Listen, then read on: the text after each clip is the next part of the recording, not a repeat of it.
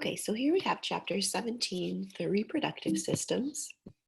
Here's the outline that we'll go through. Again, it's a little bit of a longer PowerPoint, so I'll go through it, in 15, 20 minutes, and you guys are free to look at the dynamic study modules on your own to study more in depth the concepts that are more difficult. The two important functions of the reproductive system, specifically of the gonads, are that they produce the gametes, eggs, and sperm, which are the cells that will fuse and develop into a new individual. And the gonads also produce sex hormones. So what are your gonads? Males are the testes, which will produce sperm and testosterone, and the ovaries in females produce eggs, estrogen, and progesterone.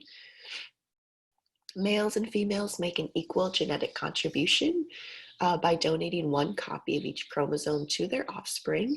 The male reproductive strategies, they produce millions of sperm and deliver them to the female reproductive system, but the female only produces one egg per month and then nourishes and protects the developing offspring if pregnancy develops. Each gamete contains 1/2 the number of total chromosomes. So a sperm contains 23, we say it's haploid, and an egg contains 23. And then when they combine in fertilization, they would contain 46 chromosomes, which is a full set of chromosomes to form a zygote, and we call that diploid. The testes, we'll look at the anatomy of the testes, the duct system, the accessory glands. The whole purpose of the male reproductive system is to deliver sperm into the female to try to fertilize an egg. So that's why we have this duct system that we'll go over. So sperm is formed or made in the testes, stored in the epididymis, which is right on top of the testes, and then goes through the vas deferens behind the bladder. It picks up some fluid to help nourish it against the acidity of the vagina from the seminal vesicle, the prostate gland, the bulbourethral glands, and then exits out of the urethra. This is just another view of the anatomy of the male reproductive system. The testes are held outside of the temperature because sperm need to develop at about 2 to 3 degrees Celsius lower than normal body temperature. They'll begin developing after puberty in the seminiferous tubules, and then you'll have interstitial cells of the testes, which will produce your androgens, including testosterone. Testicular cancer is actually the most common form of cancer among men, beginning at ages 15 to 35. It doesn't usually cause pain, so monthly exams or self-examinations are really important. And there's a high cure rate if it's caught in the early stages. So here's where the sperm develop in the seminiferous tubules. They're coiled structures where sperm develop, and then they'll be stored in the epididymis until they're matured.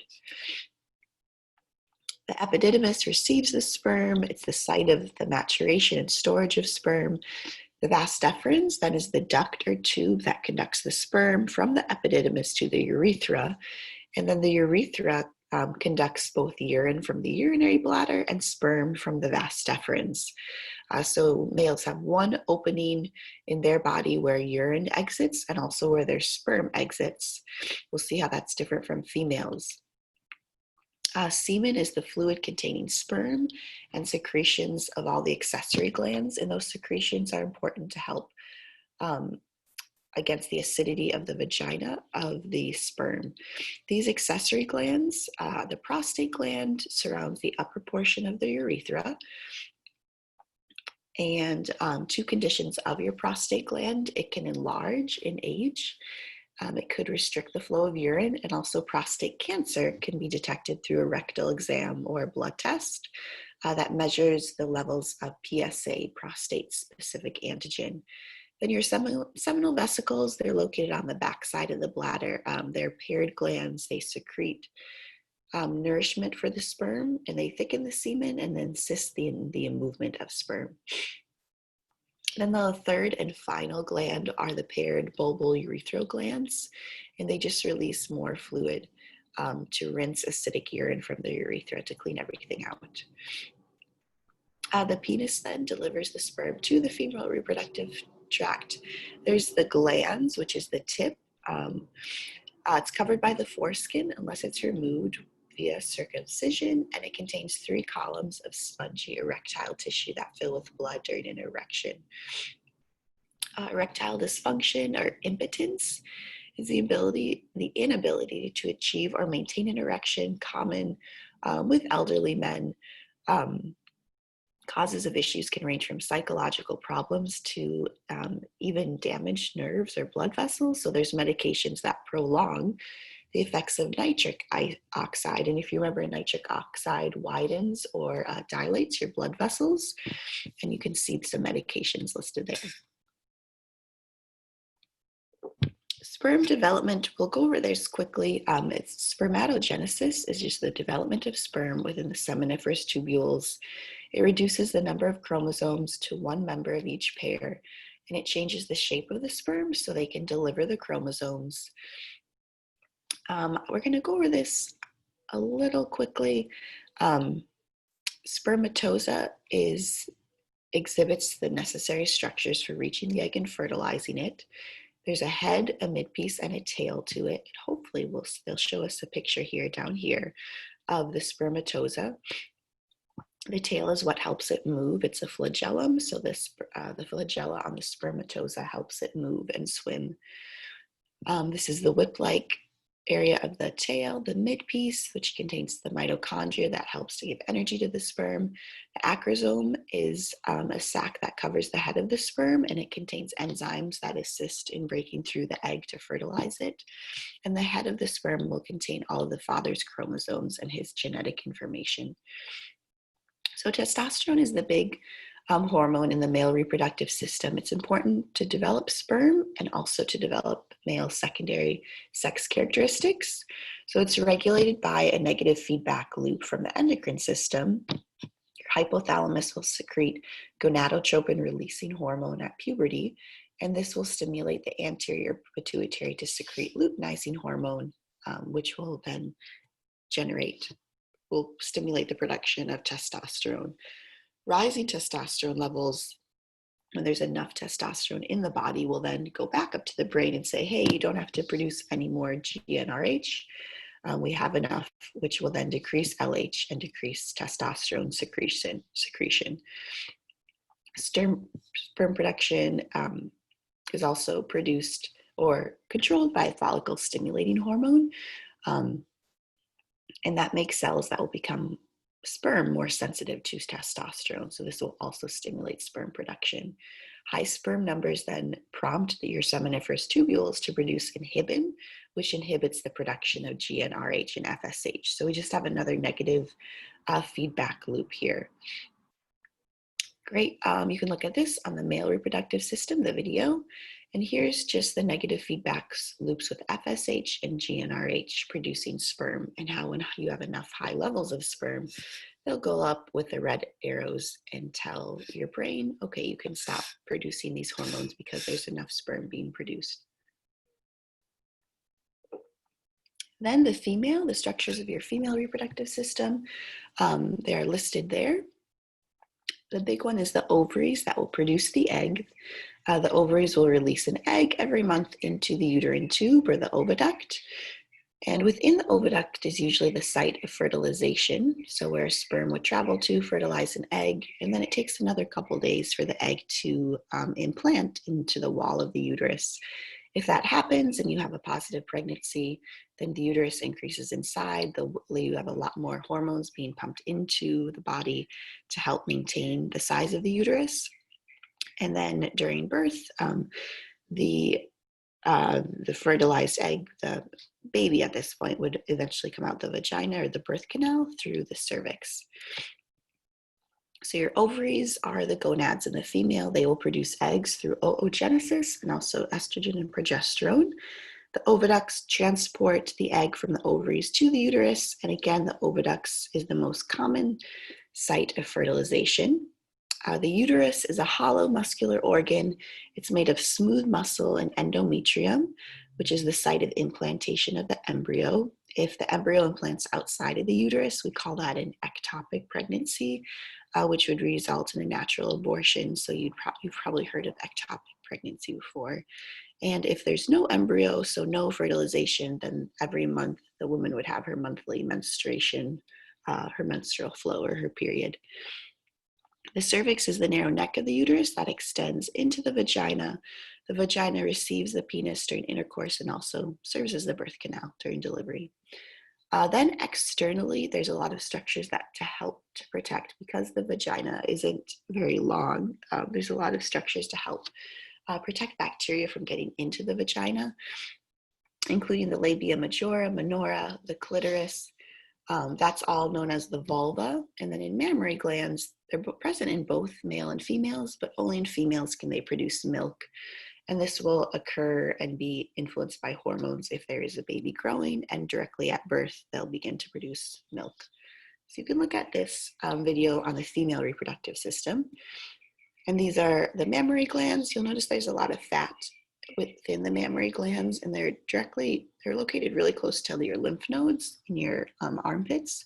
So breast cancer is one that spreads really quickly because of where it's located and all the fatty tissue within the breast. The ovarian cycle are the events leading to the release of an egg. It's about a month in length. The timing of egg development across a female's life before birth, all of the women's primary oocytes have formed. So that means when you are in your mother's womb, you have the number of eggs that you'll have the rest of your life. Eggs will remain in an immature state until puberty. And then at puberty, one primary follicle each month resumes development and is released. So the follicle goes through a maturation phase, and then ovulation is just the word for the release of that egg. If fertilization occurs, the second round of meiosis occurs, forming a mature egg and a second polar body. The corpus luteum, luteinizing hormones transform cells of this follicle that's been developed into the corpus luteum, and endocrine structure that it secretes estrogen and progesterone, which will occur if there's a pregnancy, but it'll degenerate until pregnancy occurs. So this just looks at the primary follicle and how it will develop eventually into an oocyte or an egg and be released.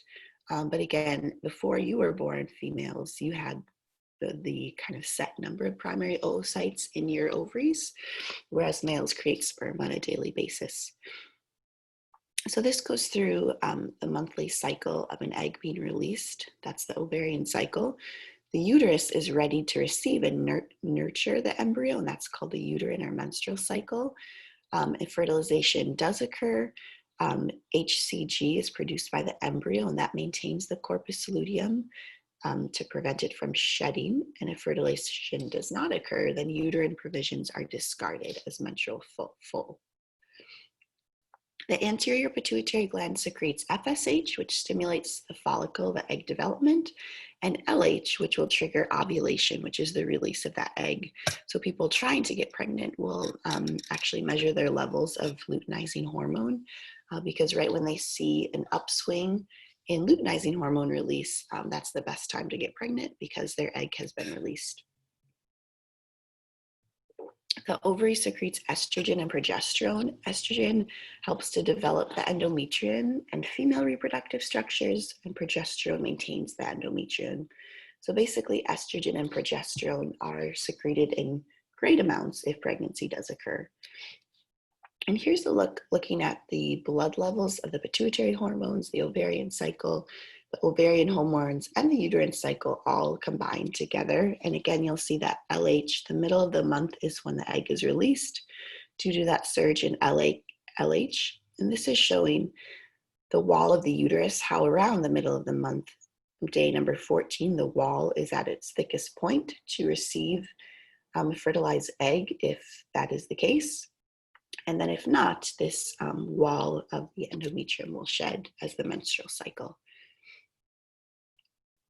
And these tell you the approximate days of the cycle and what happens. Another great video about female reproductive system. Menopause is the cessation, so the ending of ovulation and menstruation, usually occurring between 45 and 55 years of age. Some things can happen. Loss of fat can lead to wrinkles.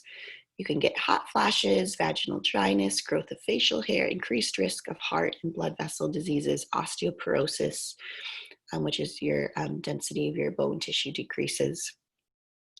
Premenstrual symptom, PMS, symptoms appear before a period. They can include depression, irritability, fatigue, and headaches. It's probably caused by progesterone deficiency. You can take medications for it or change your diet or increase exercise to try to manage it. Menstrual cramps are caused by high levels of prostaglandins produced by your endometrial cells, which are causing your smooth muscle cells of your uterus to contract to get ready to shed that layer. And muscle spasms may cause pain by reducing the blood supply to the uterine muscles. Endometriosis is extreme pain. It's a condition in which the tissue from the uterine lining is found outside the uterine cavity, often found in your oviducts, ovaries, outside the surface of the uterus, or even on the bladder. It can grow and break down in response to hormones, and this can cause severe pain. Endometriosis can be very painful. Breast cancer begins in the cells lining the milk ducts or in the milk glands. It can be detected easily with monthly breast self-exams or mammograms. Risk factors, increased exposure to estrogen is one risk factor. Young age at first menstruation, menopause after 55, having a child in your late age, or obesity. Breastfeeding may reduce the risk, however, of breast cancer. This is how to monthly check your breasts for any sort of lumps. Important to do that and have your doctor and tell your doctor.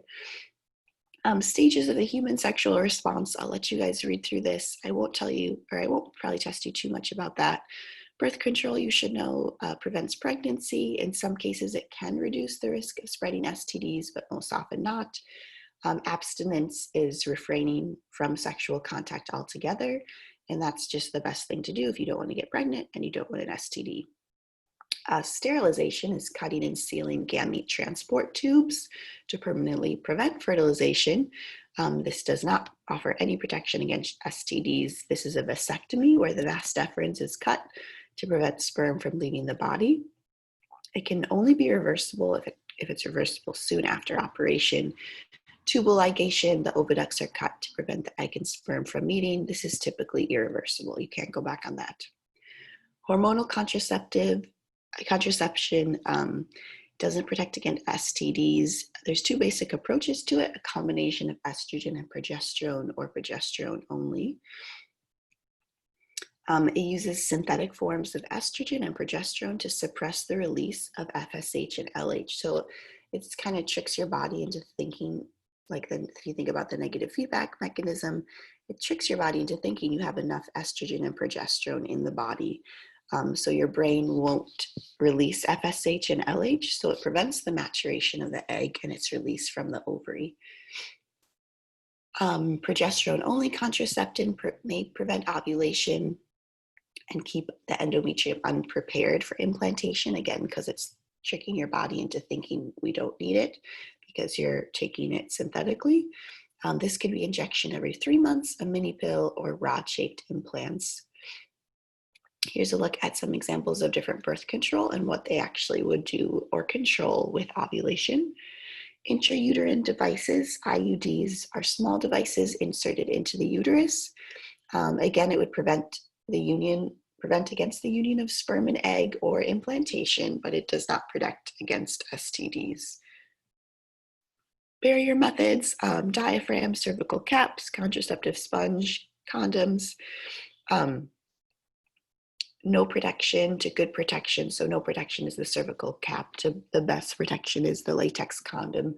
Again, they vary in degree of protection offered against STDs. So these are the different types of contraceptives. Spermicidal preparations can kill the sperm and prevent fertilization. So those can be applied. They also kill organisms responsible for STDs, but they may damage the cells of the vagina and ultimately increase susceptibility. So basically, abstinence is probably the best policy if you don't want to get an STD or pregnant.